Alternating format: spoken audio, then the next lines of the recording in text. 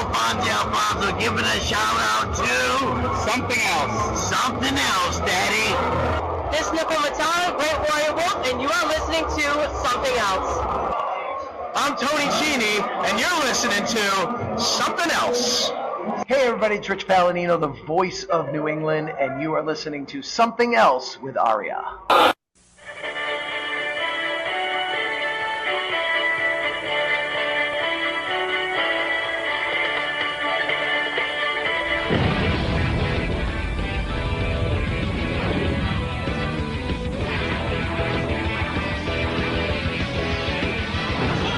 And welcome to episode number 101 of Something Else.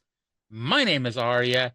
It is Wednesday, so that of course means it is TNA, and I am joined by the co-hostess with the co-mostess. I'm joined by Cyndi. Cyndi, how you doing today? Well, let's see. We saw the match that delayed the pay-per-view about forever. Approximately forever. And during the week, I was busy with work. And I never thought I'd say this, but I was actually looking forward to seeing one of the worst matches in pro wrestling history today. Oh, wow. So, see, I think I know the popular opinion, or at least the news they reported, was the ring broke during the Cheex match. However, and we'll get into this, I don't think it broke during that match. I think it broke during the Apollo match, because that fucking ring was moving. I think the Cheex match bent it. It was the Apollo David Young match that kind of killed it. Yeah. Now, we are talking about NWA Total Nonstop Action from June 26th, 2002. And the hilarious thing, and mind you, it's not really hilarious, is, TNA, as we're recording this, the real life TNA is in a bit of a state of flux. Yep. We're recording this on June 2nd, which is approximately when they let go of their entire marketing team, their live event team. Sign Guy Dudley just got fired. And there's a lot of question marks because as we're recording this, and of course by the time you listen to this, hopefully it's not as, crazy of a situation. But, as we're recording this, their last show that's on the schedule currently is in August in Tampa, Florida, and no one seems to know what's going on after that. Wait a minute, what date in Tampa? I don't have it in front of me. I think it's the first weekend of August. Damn it, we're just gonna miss it. I'll be honest, as much as we're ripping on the old TNA and how they're, going through what it is, I personally love the show, like the actual 2024 Impact Wrestling show. It is much better than it has any right to be. Now, here's what happened. There's a little bit of the backstory, then we'll talk about episode 2. And I have a theory about episode 2. Mm-hmm. When we heard they were going to rebrand back to TNA, how many people got that sinking feeling in their stomach, like something was going to go wrong? Like, we're starting to get nostalgia for bad booking and mismanagement. Oh, definitely. And, count me as one of those people who, when they rebranded, I was like, why? It's like, it's, yeah, fine. Like, people remember TNA, but it's not like, people are remembering the good old days. They're remembering the crap. It's because there is so much crap, especially with the weekly TV. Yeah. And then you have that they actually did it. It had Hard to Kill 2024. Mhm. And it was a pretty damn good show. Yep. But the wheels started to fall off after, I want to say, it was almost when Rebellion happened. Because it was either Rebellion or a little bit after before that when Scott D'Amore got fired.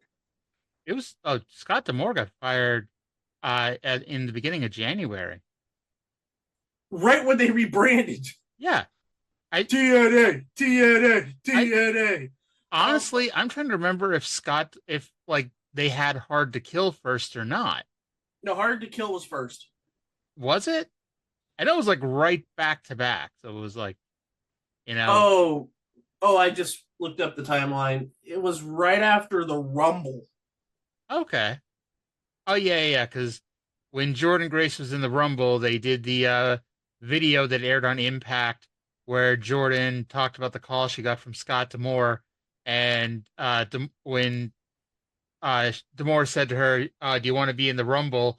And she's like, did you get a call from WWE? She's like, and D'Amore's like, no, I want you to go there, jump the barricade, and jump in the ring. It was funnier than the way I'm describing it. It's hilarious.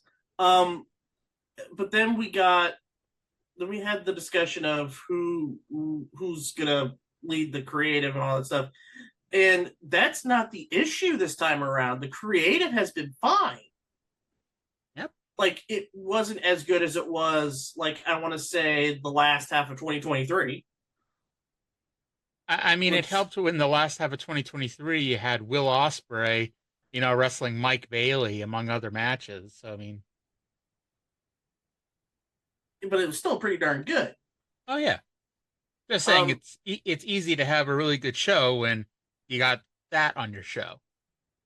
And you still have a lot of good quality wrestlers out there. Like, for example, this is the show that absolutely positively believes in Joe Hendry.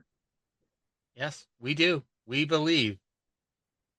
Yeah. Josh Alexander is like one of those people who it's like how he hasn't, had one of the two major companies making a strong offer to him just amazes me. And I mean, it's possible that they have, and he's chosen otherwise. But I mean, at the end of the day, TNA is only going to offer you so much.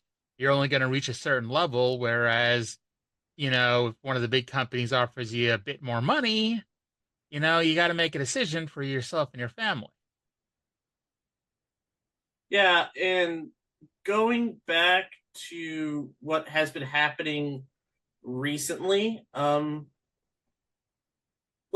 talk a little bit about NXT here, because Jordynne Grace showed up. She's going to be fighting Roxanne Perez at Heatwave. Battleground. Oh, isn't it Battleground? The one at the UFC Apex? No, it's the one in Canada. Are you sure? I think so. I mean, the funny thing is, this podcast drops on June 26th. So there are people yelling at their computer wondering why the fuck we're talking about this right now. But, here on June 2nd, this is big news. Right. And to everybody in the future, hello, we like to congratulate Insert Champion here in their terrific match at NXT. Insert show here. Yeah. Let me see here. Nope, NXT Battleground. NXT Women's Champion Roxanne Perez versus TNA Knockout Champion Jordynne Grace. And they spelled her name right. So, I mean, there's that too. Yeah. But, so, yeah, we're going to see, because it should get pretty interesting here moving forward. Mm-hmm. But we can't get to the future until we talk about the past. And, with that, it is NWA Total Nonstop Action number 2, June 26, 2002, live on tape from Huntsville, Alabama. So after last week's debut, we come to you on tape from the exact same place, the Von Braun Civic Center in Huntsville, Alabama. This show, I say it was taped after last week's show, but that's a partial lie. Mostly the underneath matches were taped before last week's pay-per-view, and then the primary matches were taped afterwards. And they did I thought, like, if you didn't know, I thought they did an all right job editing around it and making it look like a cohesive, singular TV show. Right. And I have a theory about episode 2 when we watch wrestling shows. Okay. Why is episode 2 always better than episode 1? Because in theory, and although it doesn't really, hold water here because it was taped the same night, but in theory, you have episode 1 and you have what you think is a kick-ass show, but then you learn from whatever mistakes you've made in theory by seeing how the crowd reacts, by seeing how the feedback you get, by seeing, just how it plays out in front of you. So you get to tweak, in theory, the stuff that, didn't work the first time and try to make it work better or work differently the second time. And here's where I'm going to make the argument. Remember the first edition of WWF Monday Night Raw? I do. Remember how much of a crap show that was? 8-year-old me loved it, but yeah, it was superstars in front of a much smaller audience. Then you had episode 2 where you actually had stars. Yes. And, if I recall the second episode, and I could be mistaken here, and someone might yell at me for this, but I seem to remember a Ric Flair Tito Santana match that was really good. Yeah. It kind of leads to my point because there were no good matches in the first edition of Monday Night Raw. So the second edition of Monday Night Raw, you had some pretty good matches with like Tito Santana and Ric Flair. And it kind of holds water here. So you're telling me that Undertaker versus Damien Demento didn't light your world on fire? Oh, Damien Demento or Damien Dependo can go away for all I care. The good news is Damien Demento pretty much has gone away.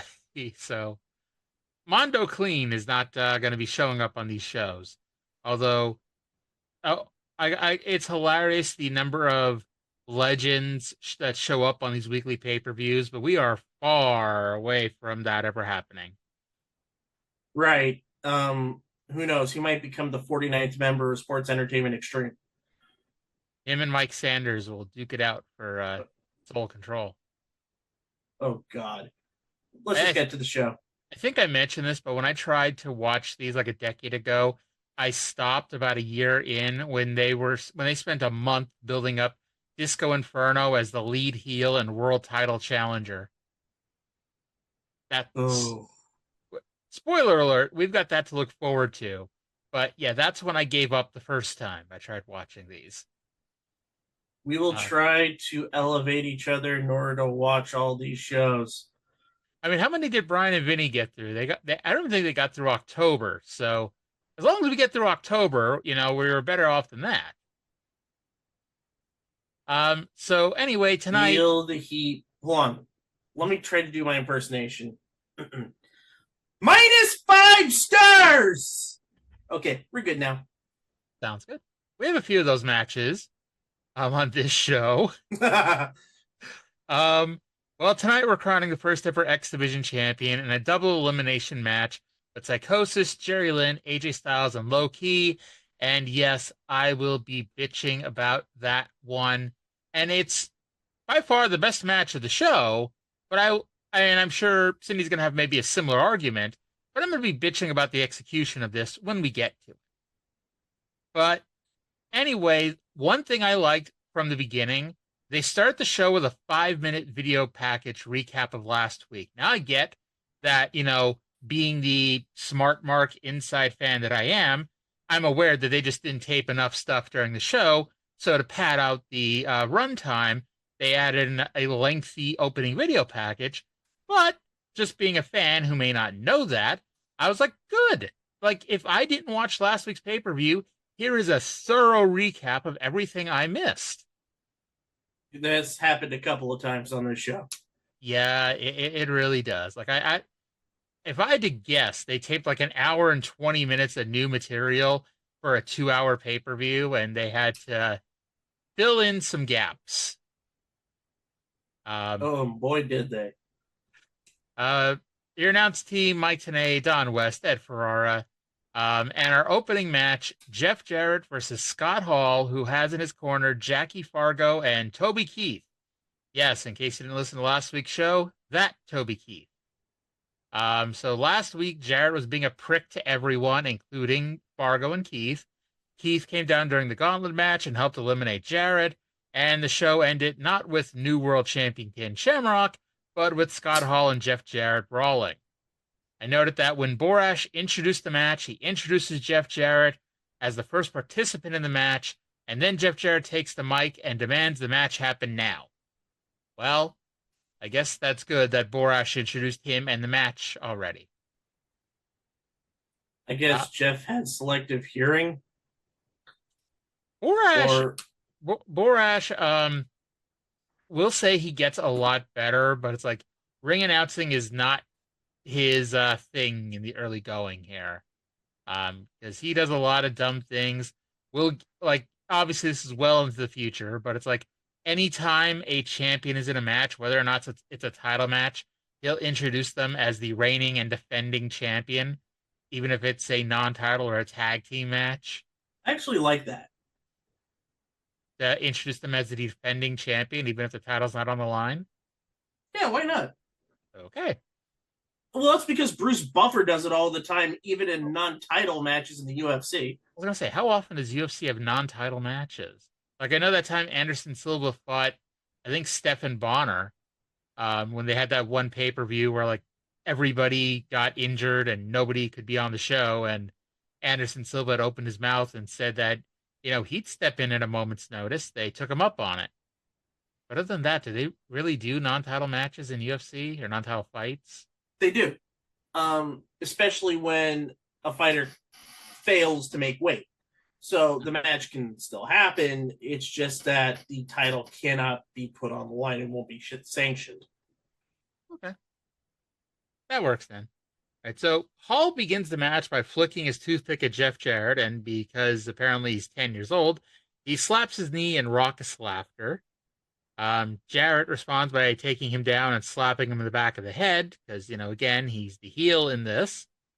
I have thoughts about the face heel dynamic. Why is it that Jarrett is the heel, he's by himself, and yet Scott Hall's out there, he's the face, and he's sanctioned, and he's seconded by Jackie Fargo and thirded by Toby Keith? And this is not the only time on this show that we have a 3-on-1 babyface advantage. Oh, we're going to definitely talk about that in the Brian Christopher R-Truth match. And the hilarious thing is Russo is, we find out later, he's like giving them ideas, but like technically Russo just got hired by the WWF in real life. Because there was that period in 2002 where he got hired for like a day, and then everyone freaked the fuck out, and so he got fired again. This was when that happened. The first two editions of NWA TNA. Yeah. So they just used his ideas that they had already planned out and figured what the hell. Exactly. This ends up being an unofficial lumberjack match because Jarrett rolls outside for a breather, gets sent back in by Fargo and Keith. I noted that there were some kids looking incredibly bored while their fathers shouted, in theory their father, and shouted encouragement in the first row. In theory! To be fair, they could have just been like two random kids next to a grown-ass adult man who, was really into this. Hall goes for the outsider's edge, but K-Krush runs in. Crush pulls Jarrett down and punches Hall in front of the referee, but who gives a fuck? Fargo punches Crush in the mouth, and then Brian Christopher / Lawler runs down to chase him to the back. While the referee is distracted by the people not in the match, Toby Keith comes in, gives Jarrett a low blow. Him and Hall give Jarrett a double team stroke. The referee turns around and counts the pin. So Jeff Jarrett getting screwed now 2 weeks in a row by outside interference. Way to put over babyface Scott Hall. Now, honestly, with all that said, and, see what your final thoughts were on the match, but I noted the crowd was really into this, and I thought this was the perfect match to start the show It made the show and the company look like it was hot and the in thing. Now, of course, it doesn't stay that way, but considering I don't know if Huntsville, Alabama is Eastern or Central Time, but it's either 9:15, 9:30, or 10:15, 10:30, and they just watched a 2-hour live show. I think this was the best way to start the next 2-hour live show. I'd say so, I guess. Didn't really get into this one, I'll be honest. It's just like Scott Hall and Jeff Jarrett really didn't have that much chemistry together. Mm-hmm. And just the 3-on-1 handicap dynamic in the Face's favor just really diminished it for me. Also, the match ended with a low blow and, slamming a face into the mat for the 3. And, you could have had Skull just do like a fallaway slam for the 3. I would have been fine with that. Mm-hmm. My guess is they were trying to get more publicity out of it, and Scott Hall doing a fallaway slam isn't going to get you on any entertainment show, but Toby Keith helping him do a stroke, that'll get you on and get you some publicity. The stroke had a stroke with that execution, by the way. By the way, I'm gonna think that you and I are gonna strongly disagree on the match rating. I gave it a 6.0 out of 10. I gave it a 3.0 out of 10. And if it helps to think of it in a manner of a star rating, I gave it 3 stars. Cyndi gave it 1.5 stars. Yep. So we get some dancing by the strippers, and then the annoying video from last week. Well, it's not really an annoying video. It's a video of annoying women all fighting with one another. Don West tells us not to miss the Lingerie Battle Royal. And since we've already bought the show, it would be hard to miss it. Well, maybe you're in the bathroom after you eat your meal and somebody yells while you're dropping the deuces, "Hey, the Lingerie Battle Royal's on!" And I'm like, God damn it! I hope after you dropped your deuce, you wiped yourself before running out to watch the Lingerie Battle Royal, or your friend was nice enough to put in a blank VHS tape and press record. And then your friend hopefully was nice enough to then record over it. But hey, we'll get to that one. Speaking of deuces. Speaking of deuces, Cheex with Brown Eyed Girl versus Frank Parker. I want to see if we share the same joke. I honestly didn't even bother making a joke. Okay. Parker got the jobber entrance. Cheex was blown up walking to the ring. And this is when Tenay announces that next week is going to be Jarrett and K-Krush versus Brian Christopher and Scott Hall, which I'll complain about later. But for now, Cheex is announced as 402 pounds. And, I'll be perfectly honest. My highest weight was more than that. And Cheex looked a lot fatter than I ever did. Yeah, same here. But I'd say he looks to be around 500 pounds of pure fat. The highlight, or lack thereof, is Alicia coming out again and demanding money from Borash, who apparently acquired her services. We're going to mention it because it happens, but again, spoiler alert, there is no payoff. She is the victim. She's one of the many victims of the company doesn't get as much money as they thought they did. Somewhere in here, allegedly, the ring broke. Maybe it did. Maybe it snapped something underneath, and then they didn't really realize it until the Apollo match went out. Because I kept looking for the moment where the ring broke, and I didn't notice any real moment. I mean, I noticed the most unathletic person to ever be in a so-called Major League Pro Wrestling show get gassed out, like I said, walk into the fucking ring. He blocks a sunset flip, sits down on poor Frank Parker, and then pins him with a very low splash. I was shocked he left his feet. Okay, so you didn't catch the line where Mike Tenay said Cheex was trained by the Andersons, Ole and Gene Anderson. I must have, I don't know how I missed that. How? That okay. Admittedly, Gene Anderson was before my time.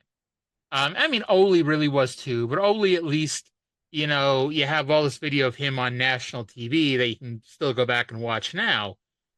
I cannot, for the fucking life of me, imagine Ole fucking Anderson training this man. That's why I had as the follow-up, with the way he was in the ring, he was trained by Louie and Harry Anderson.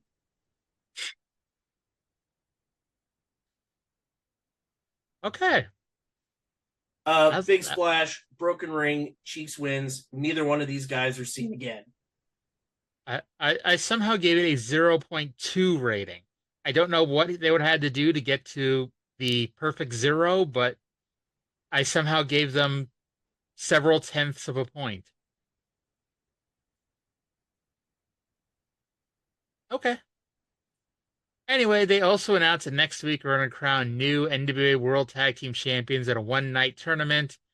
And then we get another video from last week, this time of the K-Krush incident with NASCAR drivers Sterling Marlin and Hermie Sadler, leading us to our next match, K-Krush, the future R-Truth, Ron the Truth Killings, still looks exactly the same in 2002 that he does in 2024.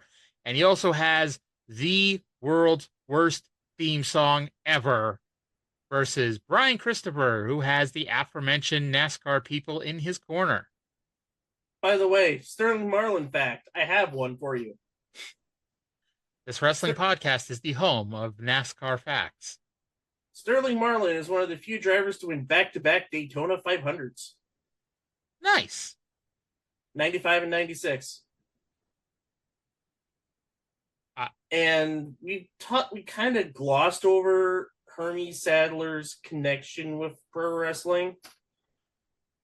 Hermie also owned and operated a very successful, for the time, independent wrestling. I think it was like the UWA. I think it was the UWF. So he's another one who used UWF. Yeah. And this was like in the mid 2000s. Yep. And I remember it because he was able to be a centerpiece, be the center ground, because Ring of Honor and TNA, they didn't allow wrestlers to go on the other show. Mm-hmm. There was some sort of embargo there. However, Hermie is not associated with either one of them. Like, he's in with TNA, but he's not in with Ring of Honor. So let's say you wanted to do a Bryan Danielson versus AJ Styles match. Can't do it in Ring of Honor. Definitely can't do it in TNA. Mm-hmm. Hermie Sadler books it. By the way, his UWF was the United Wrestling Federation. Smart. Yes. So trying to keep as far away from Herb Abrams as possible. And in some ways, keeping it far away from Bill Watts. See, I would much rather, as a wrestling promoter, be compared to Bill Watts than, good old Herb Abrams. Who's, yes, I forgot his fucking name there for a second. Oh, how can you forget Mr. Electricity Herb Abrams? Did you ever read, oh my God, I'm going to plug a book and then I can't remember the guy who wrote its name. Did you ever read the Tortured Ambition book? The one the guy put out about the history of the Herb Abrams UWF? No, I haven't. I haven't read too many wrestling books. Like, I'll be honest, my bookshelf, I have more books dedicated to candlepin bowling than I do wrestling books. I'll be honest, I have 0 books dedicated to candlepin bowling. But I I would honestly like it is probably one of the best researched books that I've ever read. And I thought it was really good. So I forget if I got it on Kindle Unlimited or if I just like flat out bought it. But if you have the chance, if you're listening to this and you haven't already read it, I'd recommend it. There you go. By the way, I noted K-Krush having the world's worst theme song. Thankfully, at some point, he will be allowed to create his own theme song. Mm-hmm. I'm gonna push back. Cheex theme song is worse. I think it's easy to give that a free pass just because he's one and done. Whereas Truth is going to be in TNA for most of the next 5 years. And the funny thing is, the What's Up theme song he uses in WWE, he used that in TNA. Now it's going to be after the 3 Live Crew breakup, but it's like that is not a WWE original song. Right. I'm also going to give you AJ Styles' theme on this show. Born in the USA.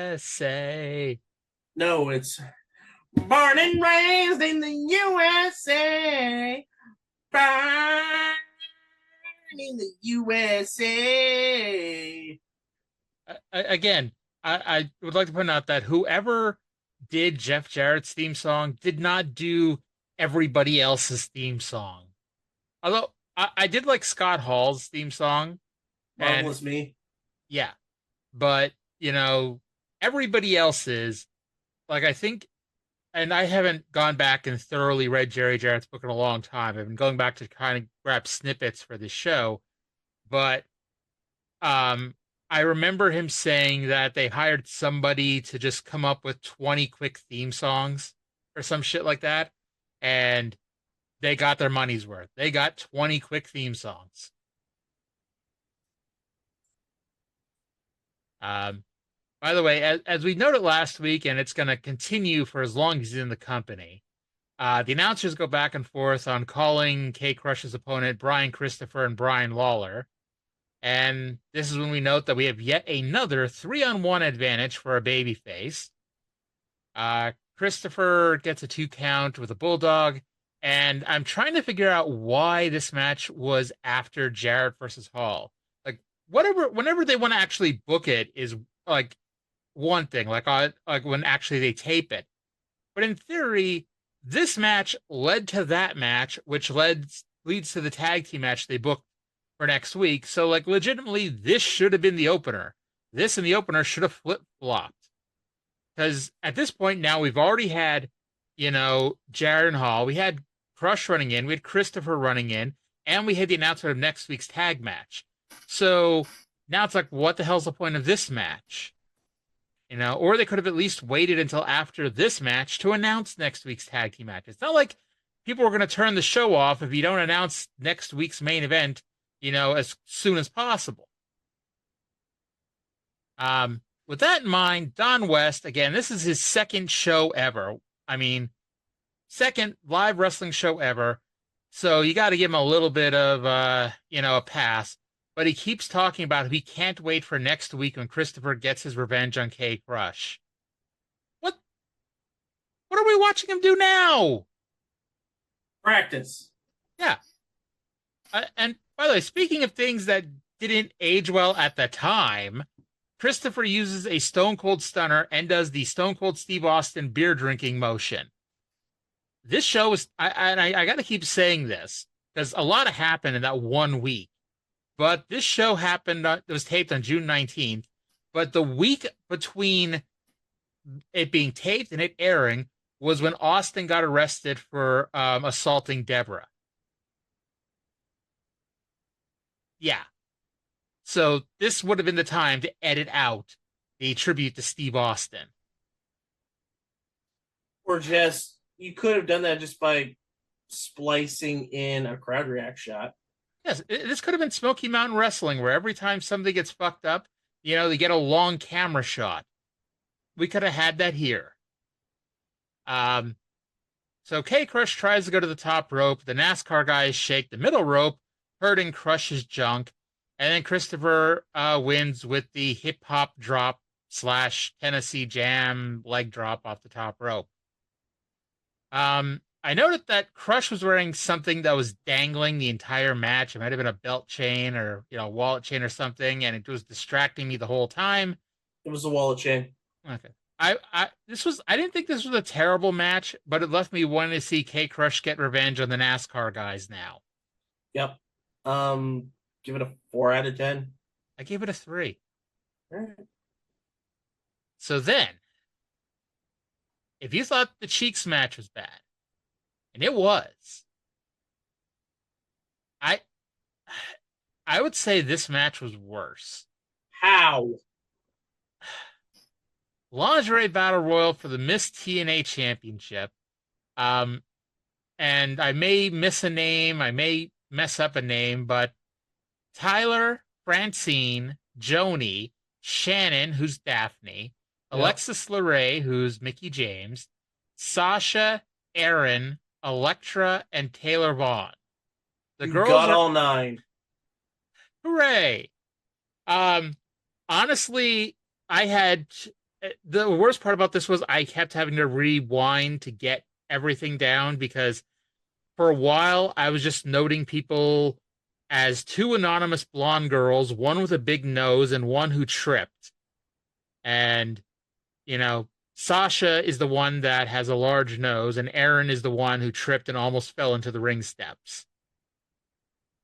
By the way, part of the problem was they stopped introducing the women after Joni. I read them to you as they came out, and Sasha and Aaron were the 2 randoms that came out that didn't have any sort of career, quote unquote.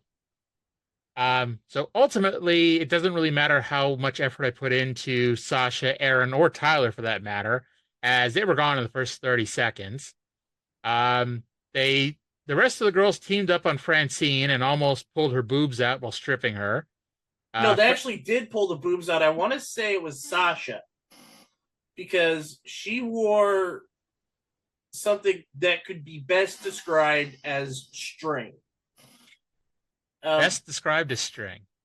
Yeah, because her boobs popped out, and we need to talk about something quickly.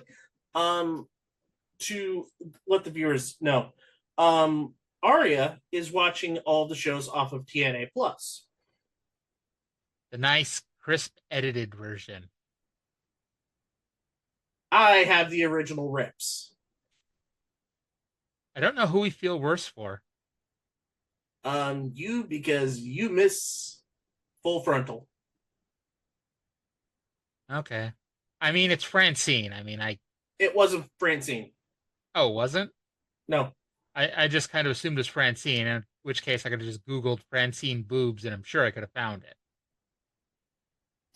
I think it was like Sasha or somebody, because when the bottoms got ripped off, she was really covering up her boobs, so her top came off. Like the undertop came off. And when she was leaving, she was essentially wearing something less than a thong. And at first, like, oh, that was a nice tattoo. Gigantic cat fight, product of its time. It really didn't start to heat up until Francine got eliminated. And Ed Ferrara ran around to help her and grab her boobs. So Francine somehow took off his belt and beat him with it. Yep. Alexis and Shannon, who, by the way, Alexis, the only person in this match who has a match at WrestleMania, which, at this point, I never wanted to see any of these people ever again, and I'm a huge Daphne fan and a huge Mickey James fan. Just get them away just to protect their careers. Yeah. Alexis and Shannon were eliminated off camera and never mentioned. It was down to Taylor and Elektra, which I note was perhaps the worst minute of women's wrestling since the Maxine Caitlyn match in the original NXT. Oof. And yeah, I noted, and there must have been some obvious edit that I somehow didn't note, because I say, if this was left in, what the hell was so bad they didn't even show?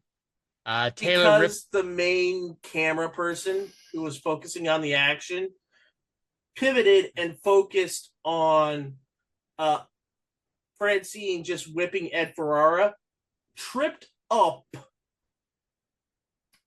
and they didn't cut to another camera. This was in the live version. And this was pre-taped. DNA. Taylor Vaughn wins. Who cares? This really wasn't that good or really that interesting or sexy. If you want to pay for softcore porn, there were a lot better options at the time. And I guess technically I did not think this was worse than Cheex versus Frank Parker. I thought it was just as bad. 0.2 out of 10. I don't know what the hell would have made me go to 0, but apparently this wasn't it. No. By the way, Cheex versus Frank Parker got a 0 out of me. So I somehow like that match better than you. What was your rating for this match? A 10?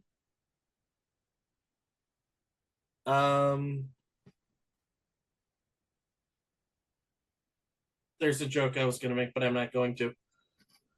Okay. 1 out of 10. Wow. 5 times as much as I liked it. But that's because I was watching the live version, not the TNA Plus edited version, which they do edit out. Because before I got the live rips, I got the TNA Plus YouTube episode that they have. Mm-hmm. And that was edited out. Well, after the match, Francine, who did put her shirt back on, ran in, stripped down Taylor, and then beat her with Ed's belt. No idea if Ed ever got his belt back, but, Francine did leave with it. Well, there you go. Tenay pitched it to the precocious Goldilocks, who interviewed Apollo. Oh, she wouldn't get precocious until the Fox Sports era. Well, precocious means exceptionally early in development, which does describe Goldie as an interviewer. Yeah. So Apollo talked for 3 seconds when Bobcat, whoever the hell that is, dragged in David Young, saying he is the next superstar in this company. Bobcat was being pushy, so Goldilocks just ended the interview. I didn't know she could do that. Of course she can. If the interviewer doesn't want to do the interview, she has every single right to cut the interview. Makes you wish that somebody in WWE would do that at some point. They don't have the backbone to do that. I watch so little modern day wrestling, I don't even know who the backstage interviewers are. I was going to say Dasha, but she's no longer in AEW, but she was in AEW recently. She was the ring announcer for Collision. Nice. But since Collision, my gut is telling me that I think ROH is going to fold. And we're going to see the Ring of Honor stuff on Collision, which kind of makes sense because when this airs, AEW is going to start their stay at the esports complex in Texas. I think it's like Dallas or Arlington or somewhere around there. Yeah. And they're also having the June big Ring of Honor event there. So, I mean, honestly, the only reason for Ring of Honor to currently exist is because TK managed to negotiate a contract where they can't do dark anymore.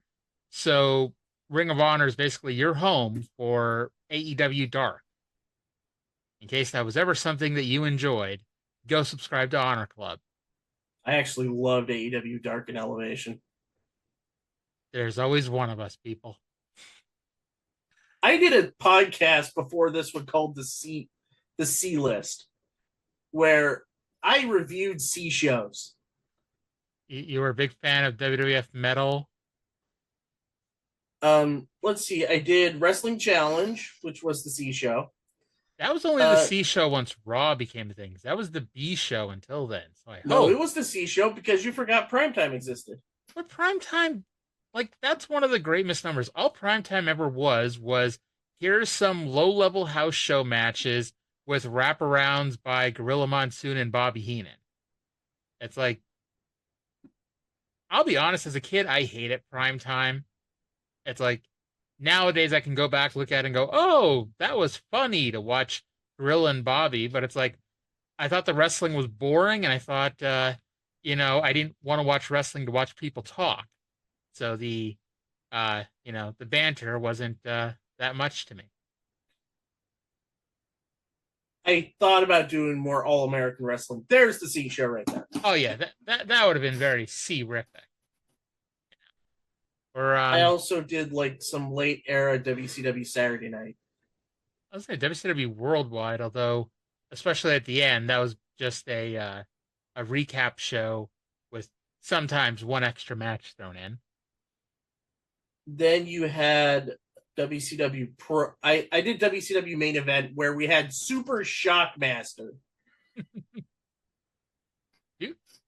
I don't know, and this was around the time of Nitro, but there was a show that aired on Sports Channel Philadelphia. It would either air right before or right after ECW. Prime. Yes, WCW Prime, which was, I think it was just worldwide with different voiceovers. You had Dusty Rhodes with the Moo match of the week. He won an award for that, by the way. The Moo match of the week? Yeah. What kind of award are you winning for the Moo match of the week? He won a broadcasting award or something. He mentioned it on Saturday night. Okay, then. I was unaware of that. Here I thought I was the only person to remember WCW Prime. I think it was when Scott Hudson and Dusty were doing Saturday night. Okay, so yeah, that was definitely during C level, WCW Saturday night. And as fans, as you're trying to tell, we're trying to avoid talking about the next match. The funny thing is, it's like this was like the third best match of the show, I thought, although it's not saying a whole lot. Apollo versus David Young. Apollo with his Santana Smooth ripoff theme. So this is why I thought the ring broke here, because this ring was on the move. Yeah. If this match would have went 20 minutes, that ring would have been in the backstage area. It did not want to stay in place. Bobcat was not paying attention at all while her man was getting beaten from pillar to post. Again, don't worry, because this woman, I don't think, will ever be seen again. No, she sticks around for a while. She does? Yep. God damn it. I need to get to episode 6. I watched the first 5. But let's see here. Young got just enough offense so Apollo can make a comeback. Bobcat unbuttoned Borash's shirt for some reason, which distracts David Young. It distracted me. How the hell is Borash pulling both Ryan Shamrock and Bobcat? I mean, Borash, in one of the documentaries TNA did about the early days, he did talk about how he had to do a lot of, different jobs because they didn't have a very big crew. So maybe this was his bonus because they weren't going to pay him anymore. So he got to be the object of affection. Let's see. David slaps on a rear chin lock while Apollo literally stares at the ceiling, which gave him the power to give David a tornado DDT. And then he picked up the win with the TKO. I say it was a pretty decent match, and in my opinion, it did more for Apollo than the 30 minutes he spent in the Battle Royal last week. By the way, we need to put some respect on Bobcat's name. We forget one thing. Okay. She was the Godfather's hoe that won the hardcore title. I did not put 2 and 2 together and think that was the same Bobcat. Well, she was. Wow. Of the 3 people in this match, only one of them have ever won a championship in one of the big two companies, and it was Bobcat. Yep. Wow. Actually, I think Apollo wins the tag team titles at some point, but I could be wrong. No, he was supposed to, but he would bail out of LAX. I barely remember him being in LAX. So after the match, Bobcat, I mean, this makes more sense now that I know her history as a hoe. She danced around the ring for some reason. And I note, I love women, but if you're going to have women cage dancers, shove Bobcat in one. By the way, I rated that a 3.5 out of 10. And anyway, Joel Gertner has used the magic of television to appear in the ring and introduce his men for the next match, which is the Rainbow Express with Joel Gertner versus Bo and Stand Up with their cousin / girlfriend, Fluffed Up. And the Rainbow Express, here in Pride Month, are gay. Oh, you're missing out on the... Did you have the Gertner promo? Oh, yeah, I did. I noted that he stops creatively rhyming 30 seconds into a very long spiel. Makes sense. Did I miss anything that was notable? He went on a bunch of... he compared the Rainbow Express to those like Elton John or Greg Louganis. You know, in case the gimmick was too subtle for you. Mm-hmm. So the Rainbow Express are Lenny Lane and Bruce, because Lodi injured his neck and they needed a new gay guy. That is basically what they said.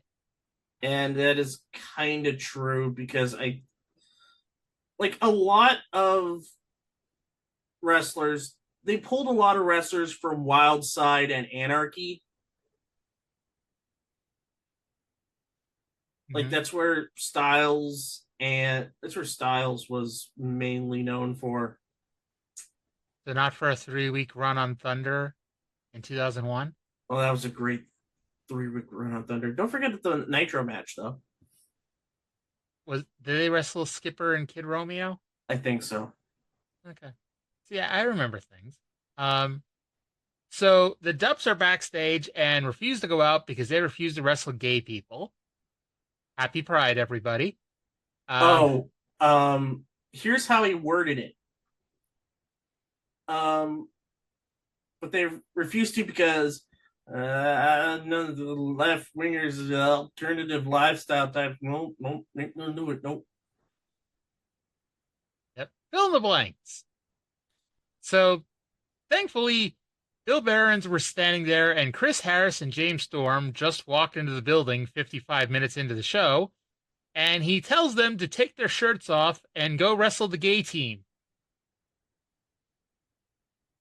And well, no, he didn't word it like that. He said the Dubs can't wrestle their match. You want to do it? We're like, yeah, we'll do it. Let's get ready. Let's get it. Let's like, no, can't do that. Just go to the ring, play the music, just take your shirts off and put your stuff in the back. They're like, all right, fine, go.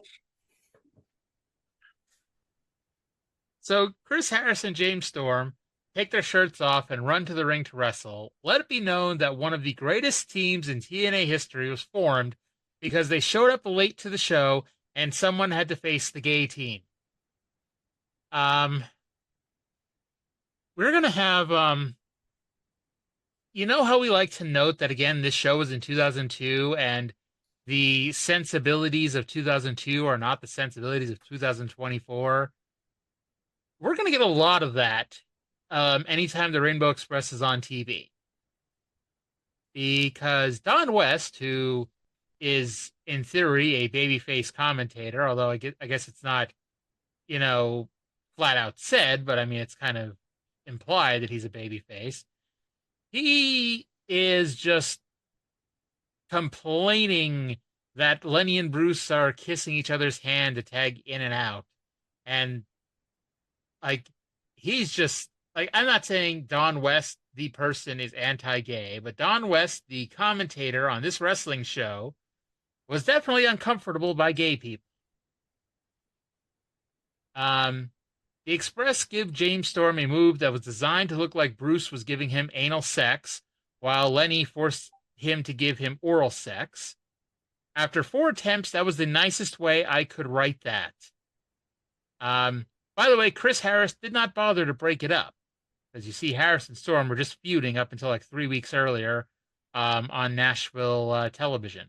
No, they were feuding the day before, because in the middle of the match, I think it was Don West who said that before the show, went to the show to the Tennessee Fairgrounds, and Chris Harris and James Storm were wrestling that night as rivals. Yeah, but that was like 3 weeks earlier. That was the show when Cornette showed up and yelled at Ed Ferrara. I mean, on the show timeline, though. Okay, it's pretty close to it, I guess. Harris gives Lenny a Thez press, which is a gay move when you give it to wrestlers who are not stereotypically gay. Harris gets a series of 2 counts. Lenny rolls up Harris, but Harris kicked him off into Bruce. Harris then rolled up Lenny and picked up the win, and Don West continued to be disgusted by the gay team during the replay. Not the greatest start for one of the best teams in company history. It wasn't that bad. I thought it was fine. I mean, it was a fine match, but this tag team division is not very good. Give it time. Have to give it a lot of time here, because some of the teams we've had and some to go. Have you watched next week's show yet? No. I plan on watching next week's show on either Monday night or Tuesday night after work. Okay. Keep in mind, that these are the top 4 contenders to the NWA World Tag Team titles in that tournament next week. The Rainbow Express, the Dups, Harrison Storm, and the Flying Elvises? Nope. I forget the 4th team, but there's at least one team who we have never seen as a tag team on this show. Even though we've had like 1,000 tag team matches. By the way, I gave that match a rating of a 2.0 out of 10. I am way generous. I give it a 4. Wow. We are just... I think at the end of the day, we'll have the same average for match rating, but, the matches that I really liked, you didn't, and vice versa. I think both of us are going to give a high score to the main event, so it will all work out in the end. Hopefully.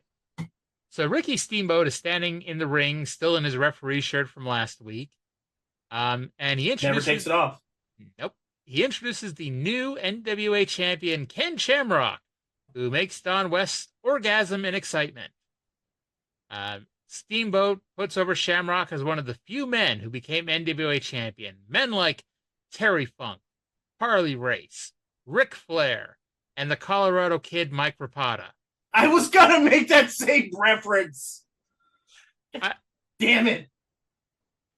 But we talked about like weird random wrestling, but back in like 98, for some reason, living in Northeast Pennsylvania, on our local channel, they aired Music City Wrestling or something like that. It was Memphis after Memphis went out of business.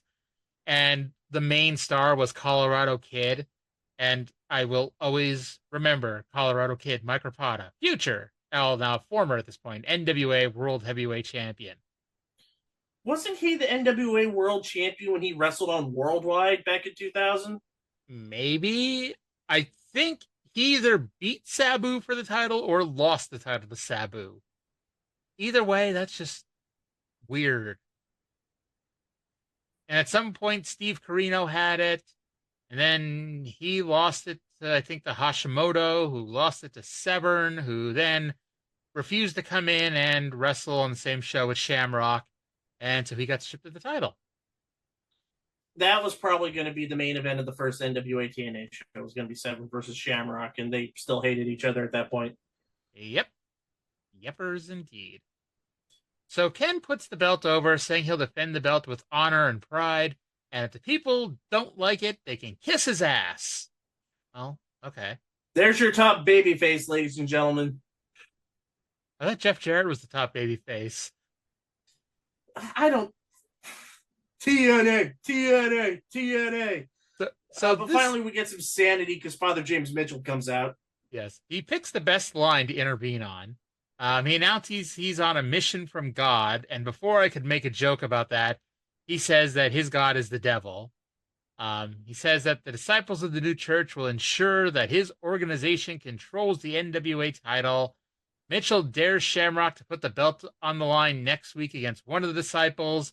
Shamrock agrees, so Mitchell sends out Slash to kick Shamrock's ass. Shamrock, just seeing his future world title challenger, maybe, laughs about it. He seriously asked if that's a joke, and so since that wasn't good enough for him, Malice ran through the crowd and laid him out with a choke slam. Steamboat tries to pull Malice away, but he's pretty unsuccessful at it, so a bunch of security ran in and got their asses kicked, and it ended with James Mitchell telling him to let go. Yeah, this is Steamboat. I don't remember when it happened. I think it was like early September 94 when he actually, like, what happened to Rick Rude happened with Steamboat. Like, he got dropped on his head and he had neck issues or back issues. No, wait. Steamboat was back issues. I think they were both back issues. And so Steamboat was supposed to wrestle Stunning Steve Austin at Fall Brawl 94. Mm-hmm. Which, if you want to talk about a feud that, if there was any justice in this world that could have had a really good ending, it's that one. Mm-hmm. Because that was when Steve Austin was coming into his own. I know we're sidetracking a lot. That's what this TNA show will do to you. We're only an hour and 6 minutes into the show, give or take. But yeah, this is what we do. We tend to go off on little rants here. But yeah, that Austin. We talk about something else on something else. Yes, on something else, we talk about everything that has nothing to do with anything. At least Steamboat was able to come back and do that little bit of a run with Jericho in 2009. So in some ways, he did end his career on a high note. And he also had some decent moments in TNA, not TNA, but AEW, where we got his epic WCW theme again. I'll be honest with you. Do you remember when they did the thing with him and Ricky Starks, where Ricky Starks signed a contract to wrestle the Dragon? Yep. I legitimately did not figure out it was Bryan Danielson until they played the music. I was like, that was a good swerve. Like, someone tell Vince Russo that was an example of a good swerve. But I noted here that at this point there are tons of empty seats visible as people are filing out during the second show. Yeah. And before the main event, Ed Farrar and Mike Tenay asked what I asked last week, which was why the Flying Elvis impersonators are not in the main event, despite beating 3 of the 4 men in the match. Here's your answer. And the 4th guy lost to the Johnsons. So, I mean... No, Psychosis didn't lose to the Johnsons. Well, he was on the team that lost to the Johnsons. And honestly, I think it might have been Psychosis' fault because James Storm teamed with somebody else in a match where they didn't even prepare for, and they won. So, and I'd argue I don't know, who was tougher competition, the Rainbow Express or the Johnsons? Let's face it, the Rainbow Express were all show and no go, whereas the Johnsons were all go and no show.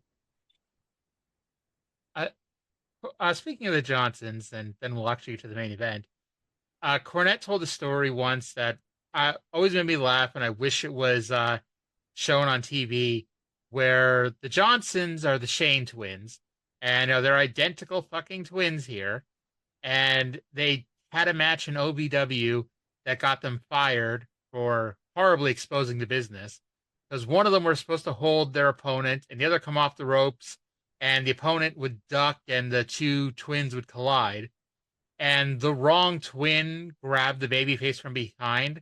So when the babyface ducked, so did the Johnson, and so the twin went over his head, and then the one holding the babyface realized he fucked up and took a bump anyway. I really wish that video of that existed. Yeah, Cornette's probably got that next to his 1979 first run broadcast of the Super Friends. I would want to see that. Some really good toy commercials. Anyway, double elimination match, main event, X-Division Championship, AJ Styles, Psychosis, Jerry Lynn, Low Key. So two men start the match. As soon as one man wins, that man continues and the next man enters. And this continues over and over and over again until three men get two losses, and the man who doesn't have two losses wins the match and the championship. Got it? No. Okay, great. So AJ and Psychosis starts. Psychosis drops AJ on his face. Styles pops right back up and kicks Psychosis in the mouth. Psychosis hits a spinning leg attack and then a guillotine leg drop from the top rope, but only gets a 2 count. He goes for a Hurricanrana, but he gets hit with a Styles Clash, and AJ pins Psychosis. Low Key jumps in to face AJ, and while I'm typing that, AJ somehow hits a Hurricanrana while laying flat on his back. Don West orgasmed after seeing that. Hell, I nearly fucking orgasmed seeing that one. He hits a rolling kick to the head. That for your OnlyFans. You have to pay $500 to see that, people. Styles goes for a Styles Clash, but Key throws AJ into the top turnbuckle, pulls him into the Dragon Sleeper. Key misses a twisting moonsault, and AJ pins him with a German suplex and a face buster. And Jerry Lynn immediately runs in and pins AJ with a cradle pile driver. So see, that's smart. Yeah. So to recap, Jerry Lynn has 0 losses. The other 3 have 1 loss. And the only other thing I noted here was they have 3 referees, and one's Ricky Steamboat, and they're basically tagging in and out after every fall, which I say is smart. You know, you got keep the ref fresh. Yeah. Of course, when each segment is going like 3 minutes or less, I don't know. I think the referee could go a little bit longer, but that's just me. Psychosis is back in, and he hits a missile dropkick to Lynn. Psychosis runs into Lynn's boot, and Lynn almost picks up the win with a bulldog. Psychosis flies over the top rope with a flip dive. Back in the ring, Psychosis hits a spinning heel kick off the top rope. Lynn gets a 2 count off a Scorpion Death Drop, and then eliminates Psychosis with a cradle pile driver. Goodbye, Psychosis. I'm pretty sure we never see you again on this show. Low Key. Yeah. Sorry, go ahead. I think he shows up much later. Like when they were doing the Destination X shows? I'm not going to say... Or maybe when they were doing the World X Cup stuff, or America's X Cup. Here it is right here. He had a dispute with AAA in Mexico, which held rights to the name. He returned to TNA in 2004 and wrestled at Victory Road 2004. So, officially, Psychosis has wrestled on both TNA debut pay-per-views. Nice. Which is the NWA TNA pay-per-view debut in 2002 and Victory Road 2004, which was the company's first major 3-hour show. Their first monthly pay-per-view event. Mm-hmm. So Low Key runs in while Don West screams that you can watch this every week for $9.95. Low Key hits a Hurricanrana off the top rope, which Lynn rolls through and almost got the win, as West continues to yell that this only costs $9.95. I note this match is just as fast as last week, but they're not blowing as many spots as last week, so that's always good. Key turns a cradle pile driver and attempt into an armbar. Lynn slams Key to the mat for a 2 count, which made the fans boo, thinking it was a blown spot. Key and Lynn then looked like they messed up a DDT, but I thought the announcers at least covered that up well. Finally, Lynn hits the cradle pile driver on Key and pins him. So at this point, AJ pinned 3 people, Jerry Lynn pinned 3 people, but AJ has 1 loss, Lynn has 0, and technically I was lying because AJ only pinned 2 people, but shut up. But in order to win the title, AJ needs to pin Jerry Lynn twice, while Jerry Lynn only needs to pin AJ once. So, spoiler alert, Styles pinned him the first time. He pins him with a Styles Clash, which ended Lynn's streak, which went on for about 12 minutes. And Steamboat then decided to earn his pay by being the referee for the final confrontation. They start with 10 straight 2 counts off of roll-ups, which Steamboat was almost begging for them to stop, as he's an older gentleman at this point. He's in his 50s, I'm pretty sure. Mm-hmm. Lynn drops Styles' throat first on the top rope and drags AJ outside, sending him into the guardrail. Lynn throws Styles into the side of the ring, but AJ jumps up on the apron and does a backflip into a scorpion death drop on the floor. In the ring, Lynn drops AJ sternum first on the top rope. Lynn goes for a vertebreaker, but AJ blocks it. AJ goes for Hurricanrana, but Lynn blocks that. More reversals. AJ drops Lynn on his knee for a 2 count. Lynn hits a brainbuster. AJ fights out of a sleeper. They're both exhausted and sucking wind as Lynn hits a superplex. There's exactly 1 fan in the front row who is busting a nut excited. Not saying that other fans weren't into it, but that one guy really was into this thing. So I'm happy he got his money's worth here. And finally, they're back on the top rope. AJ shoves him off, hits the spiral tap for the win and the title. And exhale. Yep. So just to let everybody know, when people clamor for old TNA, with high-flying, matches that go for ages and they are well-worked and everything like that, this is the first match that comes in the timeline. It was this match. And honestly, it's the first TNA match that I would consider great. I love this match. I would agree that it's great.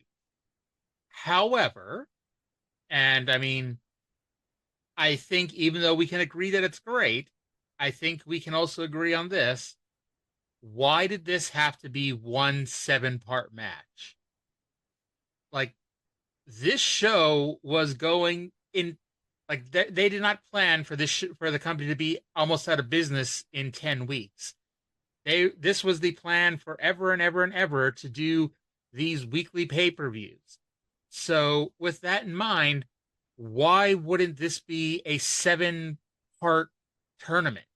Like, you could have stretched this out over 7 weeks. And yeah, fine, Psychosis is a 1-week wonder. You could have, like, instead of that 6-man tag to start last week's show, you could have started the show with a fucking 20-minute AJ Styles Psychosis match. And then Psychosis loses there. And then you could add him wrestle Lynn on this week's show and have his second loss versus Lynn. And you get to the same point, but now you've given 2 killer matches on back-to-back shows. And, like, here's the thing. Nobody was buying this show because they went, oh, we're going to see the first ever X Division champion, because we don't know what the X Division is at this point. I mean, we know it's the Cruiserweight division, but we don't know what it is. So no one's going to buy the show just to see the X Division title match. But if you gave them this crazy great first match of the tournament last week, they're like, holy shit, there's going to be more of this next week? And it's going to be more for 7 weeks? Like, fuck. I would buy, $10 a week to watch a great 20-minute X Division match building to the tournament final, which it's either going to be week 6 or week 7. And that's what I'd say. Yeah, we got a 4-star match here. We could add 7 4-star matches and really made this tournament a real kick-ass tournament. But instead it was done in 26 minutes. And it's like, okay, that was great. Well, what are we going to watch next week now?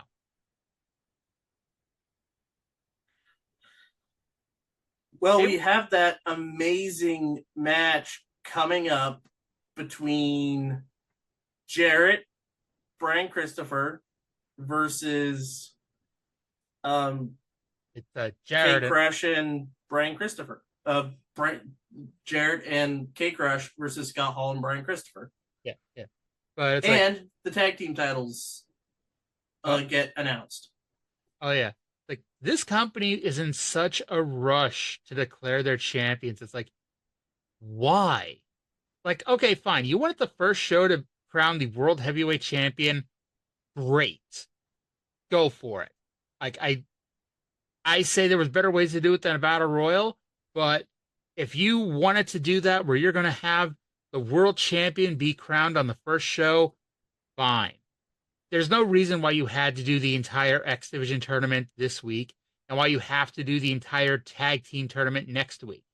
Now we'll get to it, but, the fucking tag team tournament, I wouldn't, it's mostly garbage because this tag team division fucking sucks. And, when people think about how great the tag team division was of TNA, they're thinking of America's Most Wanted. And America's Most Wanted isn't really America's Most Wanted yet. They're just Chris Harris and James Storm. Coming out to the ring a minute as soon as they walk through the door. Yes. And so, yeah. So next week we get to see the Johnsons and we get to see the Rainbow Express. And yes, America's Most Wanted's going to be in it. And we're going to have a couple teams that are not actual teams.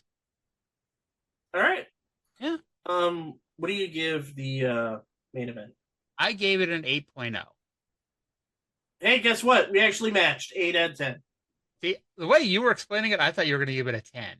No, I'm not giving it. No, tournament was too convoluted. That I had to knock it down a peg or two because of it. But you would agree that should have been stretched out over 7 weeks. It would have been so much better. No, if you're going to do something like that, winner gets rest, loser has to stick in the ring. Okay, but even then, it's like, okay, Psychosis lost his first 2 matches. Then you're kind of screwed, but, whatever. But either way, so Pyro and Ballyhoo goes off. Steamboat gives the title to AJ. Don West says that everybody will tell their families, their grandkids, and their grandkids' about this match. How old will these people be? It's your great grandkids. Well, technically, both of us are old enough to be grandmothers, so. Well, in order to be a grandmother, you have to be a mother first. And I don't know about you, but I don't have any screaming kids over here. I don't either, but who knows how stuff will work. By the way, for all the complaints in 2024 about people getting participation trophies, Don West wanted Jerry Lynn to get a championship belt too, despite losing. So, all you people whining about participation trophies, 2002, Don West wanted Jerry Lynn to have one. And then, because again, the show was really short, they end the show with a 3-minute video package reviewing the match, and that's it from Huntsville. And I really mean it because they don't go back to Huntsville until either a house show or an Impact in like 2010 or 2011. So, yeah, that's it. So we're moving to Nashville next week, and we're staying there for a long-ass time. Yep. But, so, to finish up the final show ratings, the average match rating I have is a 3.27. And that's despite a 6.0 in the first match and an 8.0 in the last match. Because we had some total shit in between those 2 matches. Yeah. I think mine averaged out. Actually, I averaged out to roughly the same. It was like 3.4 or 3.5. So overall enjoyment, and this is another one of those times where if you leave the main event with me going, okay, I like the main event, the overall enjoyment rating is probably going to go up a bit, and I think that's where this comes in, because I gave overall enjoyment a 6.0 out of 10. I thought that, the show itself could have been better in general, and both the first and last match, even though I liked them, could have been good as well, could have been better as well. But overall, I enjoyed the show for the most part, and I did mark out for Goldilocks just ending a promo and walking away. Yeah, the main event saves it. Now, so I'll give it a 5.5. Now the desire to pay $9.95 for next week's show, 3.5, because ultimately you're promising a tag team tournament with some of the shittiest teams we've ever seen in the history of wrestling, and that does not make me want to watch. And obviously Harrison Storm becomes something, but the Rainbow Express, the Dubs, the Johnsons, they do not make me want to see $10 or spend $10 to see a show built around them. Oh, and you're also forgetting Scott Hall and Brian Christopher versus Jeff Jarrett and K-Krush. Yeah. Let's see how. Give it a 4. Yeah. And so overall rating 4.26. So thumbs in the middle, leaning down. And it ain't getting much better from here. Honestly, and I'll see what you think, and maybe like when I go back and reread my notes, I liked the second hour of next week's show.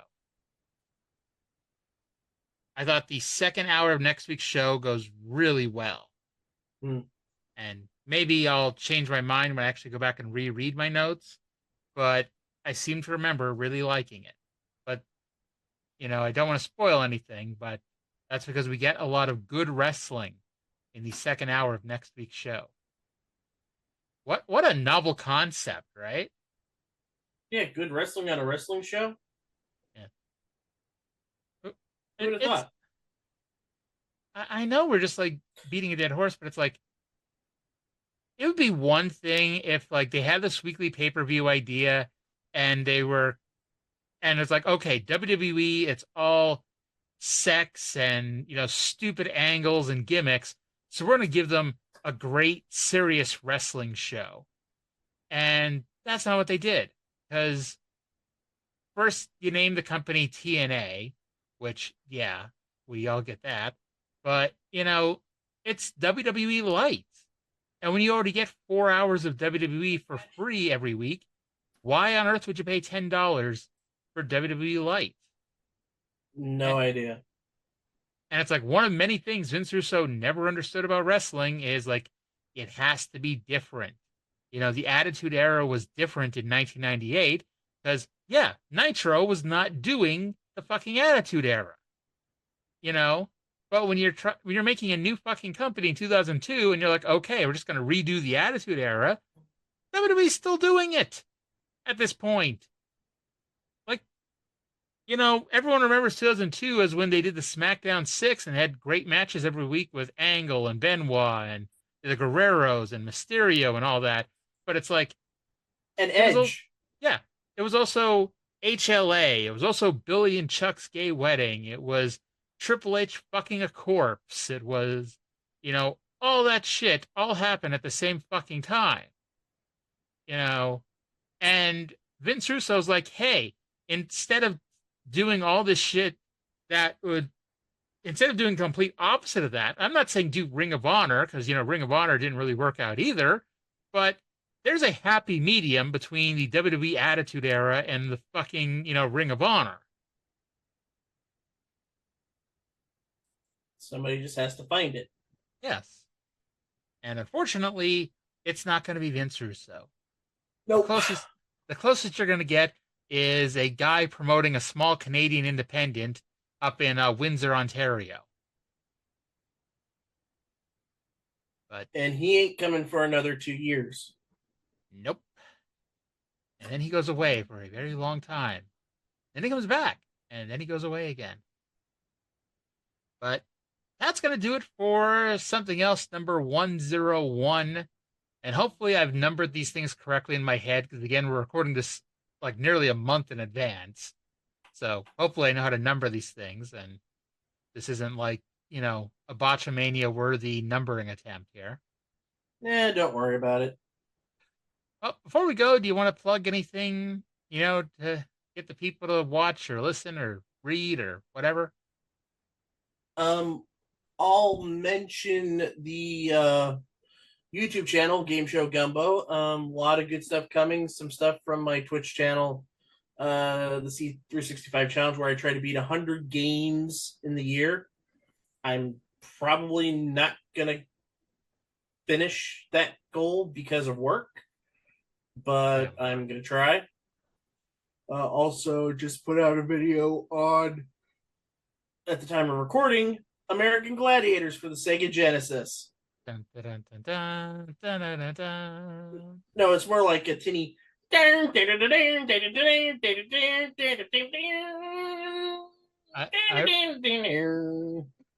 be honest though, I like the Sega Genesis version of American Gladiators better than the Nintendo version of it. Well, the Super Nintendo version is actually better because it has all the events.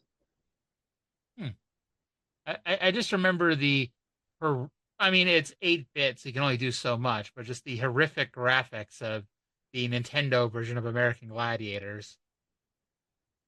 Oh, don't forget the high-pitched scream. I've forgotten the high-pitched scream. Would you like to do the high-pitched scream? No, because I'd like to save my voice for work. Okay. That's all right. But anywho, so that's going to do it for this week's show, for episode 101. Thank you, everybody, for listening, for sticking around for almost 90 minutes. Because we had a lot to talk about on this show.